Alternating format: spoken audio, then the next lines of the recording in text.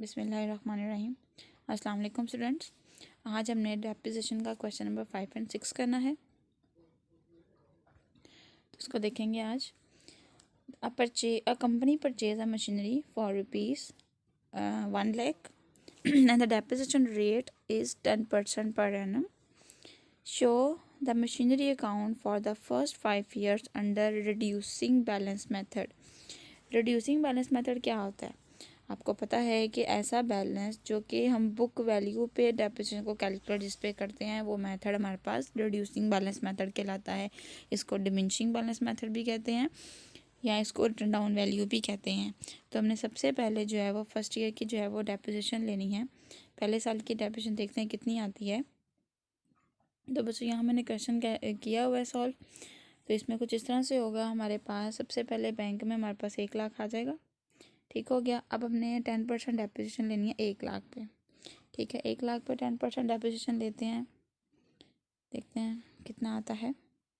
1 lakh multiply by 10 divided by 100, तो हमारे पास 10,000 जो है वो वैल्यू आ गई। अब उसमें से ही माइनस कर देंगे हम।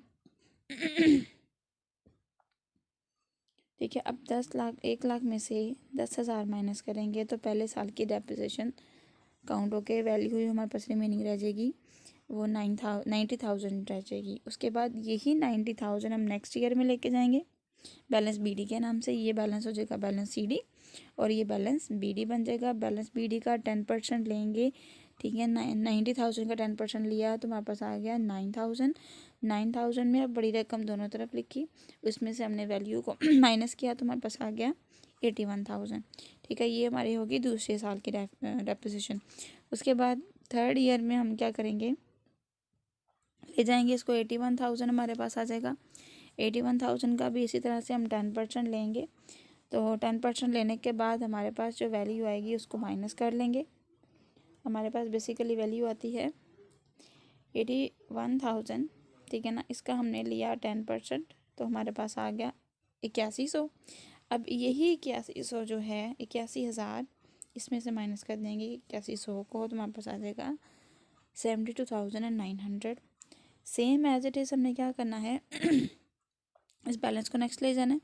ठीक है, अब 72,900 का हम 10% लेंगे। ठीक है, अब इसको लेते हैं मल्टीप्लाई बाय 10 डिवाइडेड बाय 100, तो हमारे पास आ जाएगा 7,290। ठीक हो गया। अब ये वैल्यू हमने यहाँ पे लिख ली। अब इसमें से हमने जो है वो क्या कर लेना है, बड़ी रकम को दोनों तरफ लिख लेना है और ऊपर वाली जो रकम हमारे पास होगी उसको हम इसमें से यानी कि जो डेप्रिसिएशन है उसको माइनस करके बाकी जो बैलेंस आएगा वो हम नीचे लिखेंगे। इसको अब कैलकुलेट कर लेते हैं दोबारा से। इसमें से माइनस किया हम लोगों ने 72,900 माइनस 7290, तो हमारे पास आ जाएगा 65,610। ऑनवर्ड हम इसकी भी आगे डेप्रिसिएशन लेंगे। अच्छा, इसकी कितनी आ जाएगी हमारे पास 65,610 मल्टीप्लाई बाय 10 डिवाइडेड बाय 100, तो हमारे पास आ जाएगा 6,561। ठीक है, एक मिनट इसको, तो इसको माइनस करेंगे तो हमारे पास जो आंसर आएगा लास्ट वो हमारे पास बैलेंस सीडी कहलाएगा। मीन के ये हमारे पास लास्ट बैलेंस है अंडर डिमिनिशिंग बैलेंस मेथड या रिड्यूसिंग बैलेंस मेथड। तो ये था हमारा क्वेश्चन नंबर 5। आगे हम देखते हैं क्वेश्चन नंबर 6। क्या लिखा हुआ है, a firm purchase a machine for ₹2,10,000 on 1 जुलाई। अब हमने मशीनरी ख़रीदी है 1 जुलाई को, तो हमारे पास 6 मंथ बने, तो हमने 6 मंथ के डेप्रिसिएशन को जो है वो कैलकुलेट करना है। ठीक हो गया। अब हमारे पास यहाँ पे उन्होंने ये कहा है कि and spend 24,000 as wages and installation charges. ये बात याद रखिएगा कि जो भी ख़र्चा मशीनरी पे लगाया जाएगा वो मशीनरी में जमा किया जाएगा। ठीक है, तो टोटल मशीनरी हमारे पास बनी 2,34,000 की। यानी कि बाजू का तो ऐसा होता है ना कि जब भी कोई चीज़ लेकर आते हैं तो हम कहते हैं कि जी ये 100 रुपया चीज़ यानी कि 100 रुपये की चीज़ थी और 50 रुपये चीज़ को लाने में लगे, यानी कि जो किराया वगैरह या हमने जो है वो उसको कहीं से भी ले जहाँ से भी लेकर आ रहे हैं उससे पेमेंट एक्स्ट्रा दी है एज अ रेंट, तो हम कहेंगे कि 150 में हमें पड़ गई। इसी तरह से हमने क्या किया कि हमने मशीनरी ख़रीदी है 2,10,000 की, ठीक है, और इस पर हमने 24,000 जो है वो एज अ वेजेस स्पेंड किया है, तो हमारे पास रिमेनिंग वैल्यू आ जाएगी 2,34,000। तो हम इससे क्वेश्चन को देखते हैं। ये मैंने पीपीटी पे सॉल्व कर लिया और इसको यानी कि वर्ड पे बना लिया, इस तरह से ज़रा क्लियरली नज़र आ जाता है। तो इसमें देखिए हमारे पास 2,34,000 इधर आ गया। अब हमने पहले साल की डेप्रिसिएशन कैलकुलेट करनी है। पहले साल की डेप्रिसिएशन हमारी 6 माह की निकलेगी। वो किस तरह से, 2,34,000 पे हमने 10% लेना है, तो हमारे पास इतना आ जाएगा, मल्टीप्लाई बाय 6 डिवाइडेड बाय 12, तो हमारे पास 11,700 जो है वो डेप्रिसिएशन आ गई।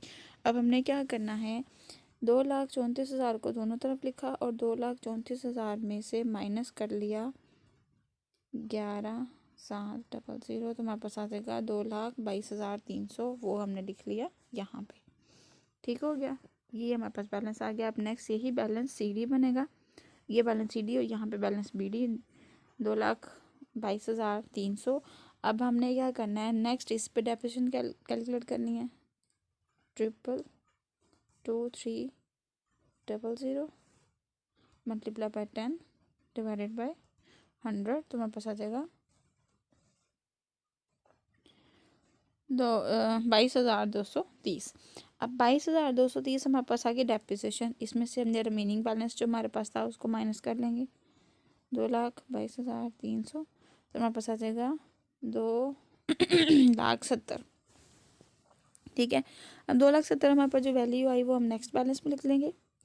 यहाँ पे ये देखें, यहाँ पे बैलेंस सीडी था और यहाँ पे जो है वो बैलेंस बीडी के नाम से हो गया। अब इसी का ही हमने जो है वो 10% डेप्रिसिएशन लेनी है, तो वो भी लेके देख लेते हैं एक दफ़ा। मैं सारी कैलकुलेशन साथ साथ इसलिए कर रही हूँ ताकि आपको पता चल जाए कि ये वैल्यू हमारे पास कहाँ से आई है। 2,70,000 मल्टीप्लाई बाय 10 डिवाइडेड बाय 1,000 100, तो हमारे पास 20,007 आ गया। ये 20,007 जो वैल्यू हमारे पास आई है ये डेप्रिसिएशन की है। अब इसमें से हमने बैलेंस को माइनस कर लेना है, तो 2,33,370 में से माइनस कर लेंगे 2,33,370, हमारे पास आ जाएगा 1,80,063। अब उसको ही बैलेंस को हम नेक्स्ट लिख लेंगे, बैलेंस बीडी के नाम से। अब नेक्स्ट हम इसकी जो है वो वैल्यू को डिटर्मिनेट करेंगे, हमारे पास कितनी आती है जी, ये वैल्यू है, इसको मल्टीप्लाई किया 10 डिवाइडेड बाई किया 100, तो हमारे पास आ गया 18,006.3, तो इसको 18,006 तक ही ले जाएंगे। ठीक है, तो 18,006 हमारे पास जो है वो आ जाएगा, वो यहाँ पे लिखेंगे। इसमें से बैलेंस को माइनस कर लेते हैं, बैलेंस हमारे पास कितना है जी, तो इतनी वैल्यू आ गई हमारे पास। अब 18,006 में से माइनस करेंगे, नहीं पहले बड़ी रकम लिखनी है, वो है 18,063 माइनस 18,006, हमारे पास आ जाएगा 1,62,057।